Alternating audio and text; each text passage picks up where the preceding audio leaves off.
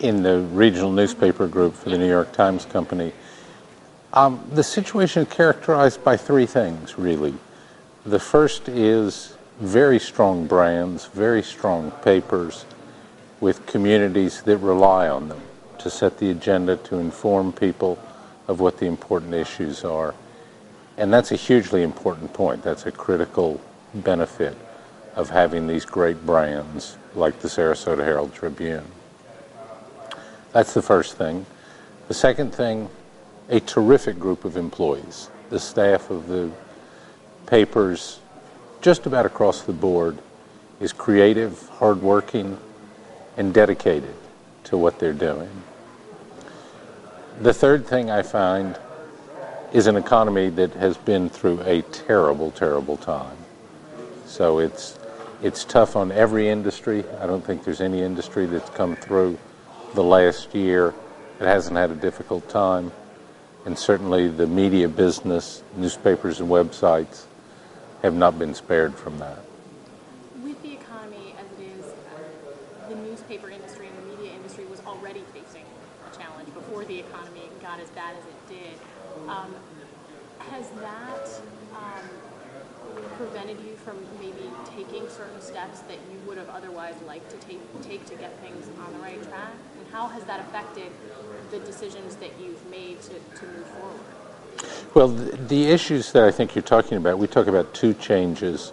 One is secular, meaning by that this is a change that is fundamental in society, that's unlikely to stop, and that is the advent of the internet, the changes in the way people consume information that traditionally was the newspaper and then broadcast and the internet. We all know that chain. And that has created dislocations, but in fact, we were dealing with those dislocations very well. Newspapers are still the dominant voice in the community. They're still the dominant advertising medium in the community. Our websites are almost uniformly the dominant local website in the communities they're in. And our revenue, while it was declining a few percent a year. And that's quite manageable, particularly since now the internet revenue is growing. So we were doing pretty well, in fact very well, on that transition. Then came this enormous economic dislocation. Now, it started in Florida earlier. It started in Florida really in 2006 with the housing that crescendoed last year. And that did cause us to make some difficult choices in terms of what we were going to produce, in terms of our news report, how widely we were going to distribute our papers in circulation. And there's no question that it limited, for a time, the amount of investment we could make in our websites and in mobile, in e-readers, the other devices. But I think we've gotten through that period in pretty good shape. The indicators I see are that the economy's in much better shape than it was a year ago. The credit situations are easing. That was another seriously aggravating factor. So we're now at a point where we're considering this much more normal. Are you at a point yet where you feel like you can actually make investments in certain things, in certain new, whether it's a new product or like you said, the website or something like that? Or do you feel like you still kind of just need to be in a holding pattern and not cut? Well, even during the worst of the holding pattern, we were still allocating resources to new endeavors. I mean, we can't be in this business and not be investing in our websites and not be investing in mobile, because they are becoming very important ways they are very important ways that people communicate and that people consume information. So even in the worst of this credit crisis and economic recession, we continued to put resources against those things, and we're doing it now. What are you looking at investing in next? You know, what are you looking at and you're saying that's where we need to go? One is clearly mobile. As I just do my own little survey of how people use their cell phones, I find much more often they're looking at it as opposed to talking on it. It's an information device, and the iPhone has just made that an extraordinary experience. So investing in how we display our information on mobile, how people can access our information on mobile, is a clear one. And that comes directly to the web also. So I find we're talking much more about digital and less about the web, because digital includes the web, it includes mobile, it includes e-readers, all the alternate ways to deliver information. And right now our task is to create the same importance, the same weight on digital that we have in print. There's no question the standing of the Herald-Tribune in Sarasota. We want the website, which is very important and a big website, to have the same kind of standing and to play the same prominent role in people's lives, in how they navigate the things they want to do, whether it's information they're searching for, shopping that they want to get done, entertainment they want to consume. We want to be that central organizing principle. Do you see that ultimately influencing the kind of news gathering and the kind of reporting that happens? Because the kinds of things that you might read on a mobile device are different than what you might read in a printed paper, simply because of the space. Yes. People generally prefer shorter articles on the web, so we have to be mindful in the way we present information that the most important is up front. And so if somebody reads a short amount, they've got a good capsule. But I think the biggest difference is around aggregation. Our newspapers traditionally have written information and they've collected information.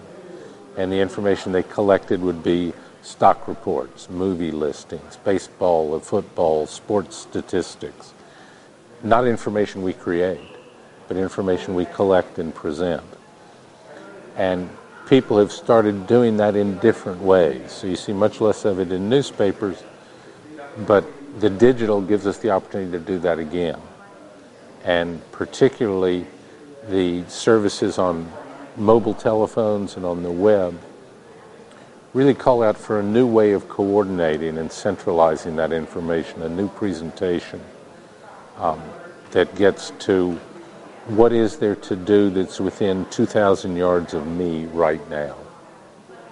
And how do I know the full range of services and things I can do?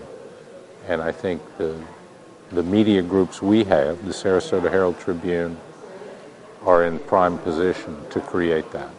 Do you think that they'll be able to actually make money on it? Absolutely. In what way?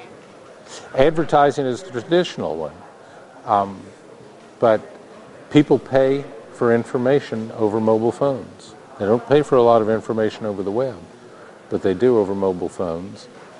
We have the opportunity to sell services over mobile, and if we're as successful as I believe we'll be in creating this consolidation and presentation of news and information broadly read,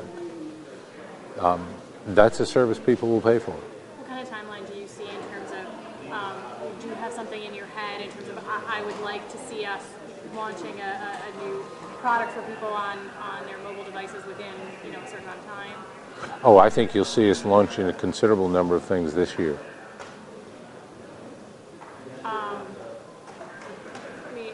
Also, back to the sort of economy and the status of the regionals here, do you see the stable of regionals staying the same for now, or do you think we might see some adjustments either by selling something or acquiring something different?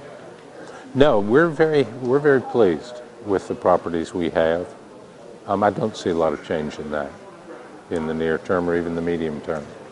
And I know workforce is one thing that a lot of people look at. Obviously, things are changing, maybe with the roles that people are playing. But with the economy getting better, do you see that you'll be able to keep the workforce the same, or do you think there may have to be more cuts in 2010? I think there'll be changes in 2010. I think there'll be both additions and perhaps some reductions. as we reallocate our resources and conclude where we think are the areas most important to attack, and therefore put more resources. And if we're going to do that, some will be new resources, but some will be resources pulled from other areas. I want to ask you about something a little bit different. I want to ask you about the Haiti story with your background. And this is an international story, but it gets play in every medium. And now you're looking at the regional group, which are very local newspapers, with so much out there and the ability to get information from so many different places. How do you think local news operations should handle that? Well, there are a couple of things that come to mind immediately there. One is, this is a heartbreaking story. It is misery compounded on misery. Haiti is probably the poorest country in the hemisphere, and it has the least developed infrastructure. And for a tragedy like this earthquake, it just makes everything abominable. And that operates on a human level, that people want to consume it. They want to know what's happened, and they want to understand what it means. So that's a role for explanatory journalism. That's at the core of what we do. And print has a way of doing it that's different than broadcast. Broadcast is great at portraying the immediacy, the emotion. Print is very good at portraying the context and the meaning. So the two complement each other. So that's one thing, that it's just an irresistible story. The second place is, there's almost always some local angle, whether it's rescue forces that are going from the local community to Haiti, whether it's fundraising efforts that are going on, or it's individuals that are stationed with armed forces groups that are impacted. So there's usually a local angle, a local reaction that's interesting, because that makes it even more personal to people in the community. And there's just this unbelievable, heart-wrenching story to be told. I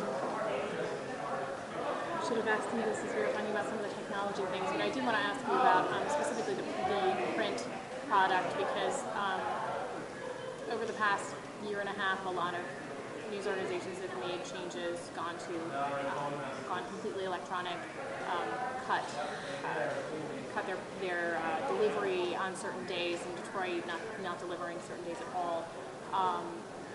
Do you see that as a valid possibility for any of the regionals, or for the New York Times itself in the coming year? I'd be surprised if you see that from any of our properties in the coming year. People like the 7-day frequency of a print product. Some days there's more to it than others, partly because of just the natural rhythm of the week, and partly because of the news cycle. But that habit, that comfort of having the paper every day, is something that our subscribers are telling us they value. We do see some increases on Sunday, some increases on the weekend, as people are very geared around weekend activities and want more information for that. It has those coming up a little bit in sales compared to other days of the week. But I don't see us reducing the frequency like that. I think that's a much longer play. Anything else coming up in 2010 that you want to share? Well, I think what's coming up in 2010 is some good news to leaven the nearly relentless bad news that we've had. I'm speaking strictly for myself now. I think I see some signs that activity is picking up in the economy. And as I look at previous recessions, rebounds have often been faster than people expected. The big question going into this recession was how long is it going to last? Is this going to be a U or a V? And I don't think the people who projected the very long recessions are going to be right.